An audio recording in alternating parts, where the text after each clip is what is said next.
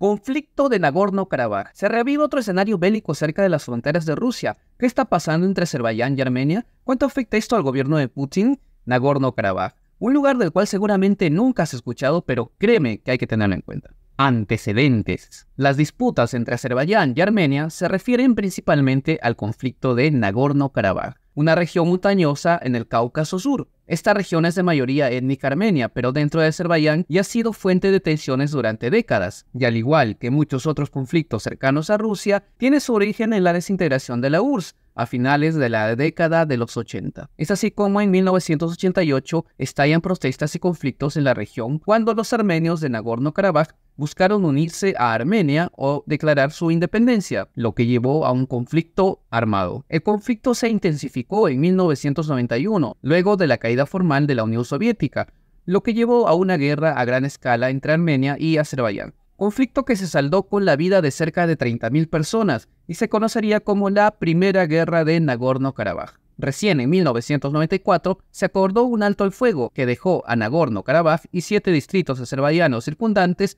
bajo el control de las fuerzas armenias, es decir, la primera guerra la ganó Armenia. Desde 1994, la región de Nagorno-Karabaj ha funcionado de facto como una entidad autónoma bajo el control armenio, aunque no ha sido reconocida internacionalmente como un estado independiente. A lo largo de los años, se han realizado esfuerzos de mediación y negociación bajo los auspicios del Grupo de Minsk de la OSCE, copresidido por Rusia, Estados Unidos y Francia. Sin embargo, las conversaciones no han llevado a una solución duradera y el conflicto ha permanecido latente durante décadas. En septiembre de 2020 se da inicio a la Segunda Guerra de Nagorno-Karabaj. El conflicto estalló nuevamente con violencia renovada en esta región. Azerbaiyán, apoyado esta vez por la Turquía de Erdogan, atacó posiciones del ejército armenio en Nagorno-Karabaj, iniciando la escalada del conflicto, ocasionando la pérdida de más de 2.000 personas y un cambio de equilibrios de poder en la región. Después de intensos combates y muchos intentos de negociación, el 9 de noviembre del 2020 se anunció un acuerdo de alto al fuego mediado por Rusia. Según este acuerdo, las partes acordaron la retirada de fuerzas armenias de Nagorno-Karabaj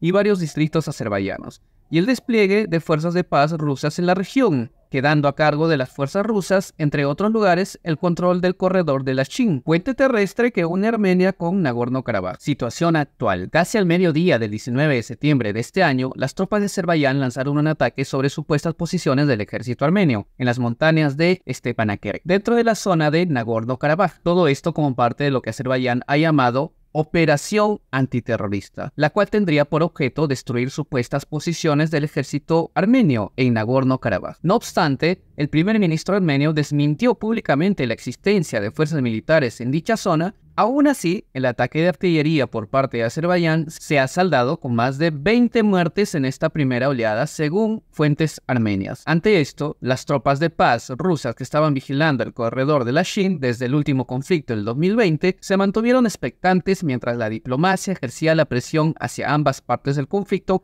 para detener de inmediato las hostilidades. Contrario a lo que podrían desear los países que odian a Rusia, el conflicto esta vez no ha escalado, más bien todo lo contrario. Al día siguiente de dicho ataque, el 20 de septiembre, las milicias armadas de Nagorno-Karabaj deponen las armas y anuncian un acuerdo de paz con Azerbaiyán, aunque algunos lo llaman un anuncio de rendición. Ello como parte de un acuerdo patrocinado por Rusia para detener finalmente las tensiones en esta parte del Cáucaso y de esa manera evitar otro frente de conflicto cerca a sus fronteras, desestabilización que desde Estados Unidos siempre se ha patrocinado hacia Rusia, tal como lo hemos visto antes con Georgia, Chechenia y ahora último Ucrania. Tenemos entonces que, si bien esto deja muy descontento al pueblo armenio, Rusia resolvió de manera inteligente y oportuna para sus propios intereses otro posible conflicto que sin duda le hubiera traído más de un dolor de cabeza a mediano plazo, y pone freno a su vez a la descarada campaña de destruir y balcanizar Rusia que es impulsada desde